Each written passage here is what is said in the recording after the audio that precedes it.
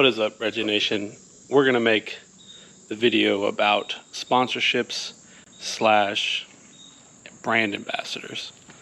Let's just get right into it. I was gonna do this riding, but I want to make sure that you guys can hear what I have to say and everything's clear.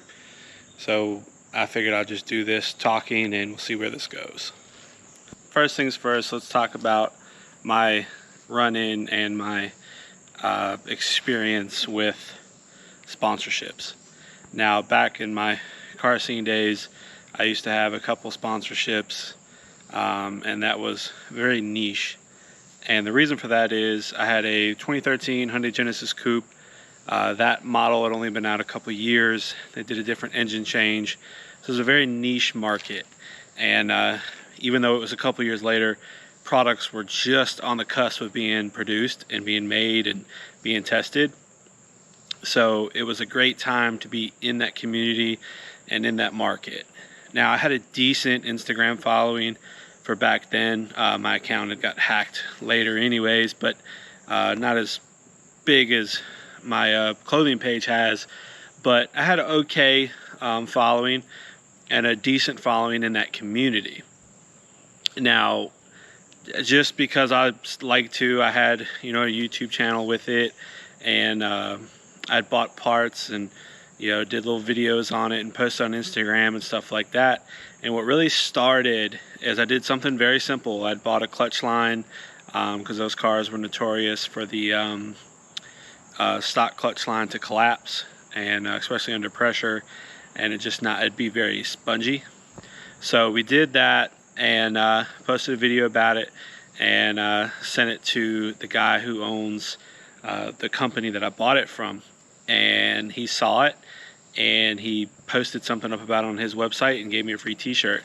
And that was kind of the start of it. And then later on, we developed a relationship. I'd bought a few things, and he actually gave me a couple of test products. He gave me one product that actually two products that weren't on the market yet. One he let me do a video on because the product came to market, and the other one I actually did a full write-up and everything, and they didn't use the video. And I could still do everything I did, but they didn't use it because it was a very race-only product, and they did not want to really show it in, I guess, street cars. I don't know. But my relationship with that company developed pretty well. We actually talked to the owner a few times on the phone. They had a road race car, and I was supposed to meet up with them at some events. The one event that was close to me, the car messed up. Then they didn't make it to that event. And so nothing ended up really becoming of that, but just a decent working relationship. Now, another company that I worked pretty well with, they did like turbos, intercoolers, exhaust, and all that kind of stuff. And that company, I never got anything free from them, but I got really big discounts on things. And I was one of the first ones to order their full intercooler kit for that car. Not only did they give me a big discount on the intercooler, but they also included a blow-off valve section that was an add-on for that entire kit. That was a really good deal. Now with them, how I got into them is I forget what I ordered first. It might have been that, but the biggest thing with that company that always had me in good relations was when I was on Instagram. I post pictures and do all this, and people would ask me, or what are you running, or where did you get it, and all this kind of stuff. I would answer their question, but not only would I answer their question, I would tag the company, and I would tag the guy I always spoke to through the company. And I would say, hey, this is what it is. This is where I got it. Contact this guy. He'll hook you up. Now, I don't know quite if I really any sold products for them, or, got people to buy products because of that. But, I always did that. So he always saw that I was always talking about the products, always posting the products, and just, adding into the community. Now, that was a very, special circumstance because it just happened to be at the right time and a very niche product. But those type of things are some things that you need to do. Let's get into what you need to be doing and constantly trying to do to get certain things for whatever you're trying to get. All right, so first and foremost, nothing's free. That's just how it is. Nothing's free. First, you need to have something to offer the company in trade for whatever you're getting from them. And typically, don't look for anything for free. Discounts are nice, free shipping, whatever, anything to get in your door. But you need to have a following. You need to have a way to hopefully, because the whole point is for you to buy a product, show that product, and other people to buy that product because you showed it. That's the entire point. And that is what's going to get you the best result, is if you do have a following anywhere on social media that you can show. And obviously you need to be invested into that brand, that product, or whatever. If it's a company that's only got one product, that's going to be tough. But it's a company that makes a lot of products for what you're looking for your bike or whatever, that can be something you're interested in to really develop for the future. Now, another thing you need to do is you need to have access to that company locally or online or whatever, especially if they have a good social media presence.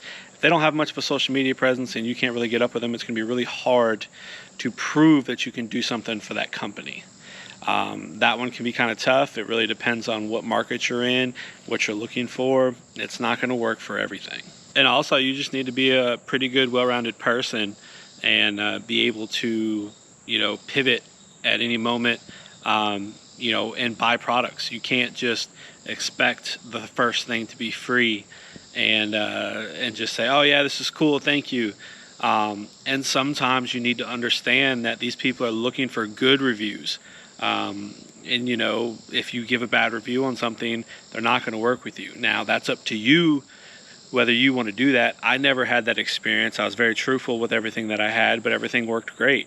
But I was in a very niche market and the products were meant to work, so then they did work. So I had very good experience with both companies I worked with, and I would love to do it in the future.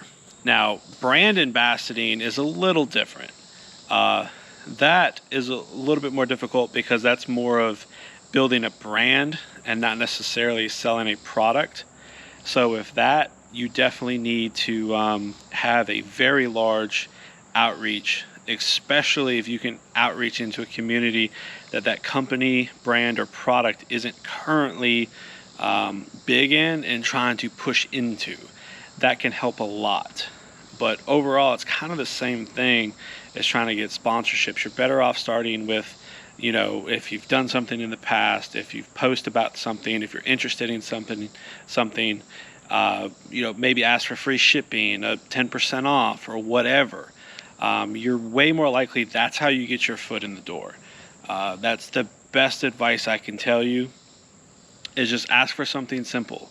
And if you're interested in something, or just buy something first. And then if you do like the product, if you're interested in working with them, work forward from that. Now, I do have a clothing company, it is linked down below. I don't really do brand ambassadoring, and we're going to get into why. One, I don't feel like my business is big enough, but there's some issues that I see with people wanting something for nothing. Now, in the early days, I did try to send out some free product, heavily discounted product, or something just to get my name out there, and it failed probably 99% of the time. It straight up failed. And I wish it would have worked. I wish I could be more positive on that. But when somebody comes up and asks me something for free, I automatically get put off by it. Now, the thing that drives me crazy the most is when I'll get a message from somebody and said, hey, if you send me a t-shirt, if you send me this, I'll take a picture of it and post it. And I'm like, all right, cool. Why would I do that? If I look at their page and they have 100 followers and they never post photos, why would I send you a shirt? And I'm not trying to sound condescending or anything like that, but that stuff costs money. And you can't, if I did that for every time somebody said, hey, I'll post a picture, you know, okay, like I'm hoping that people who do buy it post pictures. And honestly, people who do buy things are invested. They actually enjoy the company, they like the company, and they love the brand, and they want to be a part of it. And you're way apt to get more stuff for free after doing that, or a discount. And asking for a discount is not that big of a deal, but I get a lot of people asking, hey, send me a t-shirt, and I go look at their page. They don't follow me, they haven't liked anything, they haven't commented on anything. What makes me think that you're actually going to post a photo? And then what makes me think that that photo is going to help? I love to work with people. I do love to work with people because I love seeing the photos. I love seeing people that are genuinely interested in the brand and love the brand. But if you don't have anything to offer, and I don't trust that you're actually going to even uphold your part of the bargain, why should I do that? Prime example, very early on, I sent a picture out, or a t-shirt out, to a photographer. He had a motorcycle, all that kind of stuff, and he took really good photos. He took one photo, posted it, that was it. Never heard from him again.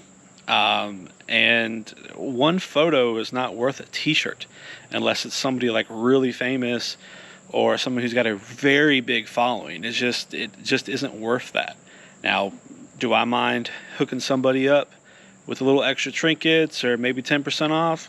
I don't mind it, especially if you seem down and you seem cool, but that's how you're going to work. The worst thing you can do is hit up a company and, don't follow them, don't like their stuff, don't do any of that. You literally are walking up to a company and just saying, hey, can I have this for free? You should give it to me. It doesn't work that way. You're probably not going to get a response at all. I mean, most people in their right mind wouldn't do that to a big company. You wouldn't go to Nike and just say, hey, can I have a free pair of shoes? No, because they don't care. Why would they give you a free pair of shoes? And it's the same thing for smaller companies, especially if you're looking for parts. For motorcycles, cars, whatever. If you're looking for hard parts, you're not getting free stuff for no reason. It's just not going to happen. You need a working relationship with these people. Even clothing brands, you need a working relationship with these people. Artists, that's a big one. People think that these people are going to take photos for you. These people are going to paint for you. These people are going to do pictures for you for free. Why would they? Their time is very important, and if you're not invested in it with them, if you don't spend a little money or time on something and you're not invested in it, then you don't care. It goes back to the same old adage is, if you didn't earn it, you don't care. So if you're not invested in a little bit, then you're not going to care about the product, the service, or anything. So that's the best thing I can tell you, is to prove you're interested. Follow them. Like their stuff, share their stuff. Because if you can't afford to buy anything, the very best thing you can do for a company, like let's say on YouTube, your favorite YouTuber, okay, let's say you can't support them monetarily, but we're watching this on YouTube right now, so the best thing you could do is hit that like button, comment something, anything, and share it with somebody and be subscribed. That's the best thing you can do for anybody on YouTube. It's the same thing for Instagram. Save that photo, comment, share it with somebody, like it. That's how you get people on your radar, because people look, they do look and see who's liking things, who's commenting, all this stuff. You don't have to spend money just to get things, but you have to earn it. You have to earn something. And I'm not saying this to, talk down on anybody who does do these things. I'm trying to inform you guys, if you are interested in things with products, services, or anything, there are things to do and things not to do. to go out there and try to get something, try to get some help. And you don't need to look at it as what you can get for free, but you need to look at it as what y'all can do together to work together. That's the big thing. What can you do for them to help them and to possibly get something that you're interested in? I really hope this has helped some people, maybe clear some things up. Maybe if you do have a build going on and you're interested in some parts, maybe you can work with a company and get some cool stuff and help build that company and help with your build or whatever you guys might be interested in. But if you do have questions, definitely comment down below. I will try to answer them and help you out. I'm by no means a guru on these things, but I've been on both sides of this spectrum, and there's just very simple things that people are making mistakes at, and it's not that it's so easy to make a mistake, and it's very difficult to get your foot in that door when you're making these mistakes. So if you like this video, please hit that like button. If you have any questions, definitely comment down below. If there's something that, a piece of advice that you have, definitely comment down below. Please subscribe if you haven't, but always keep it wretched.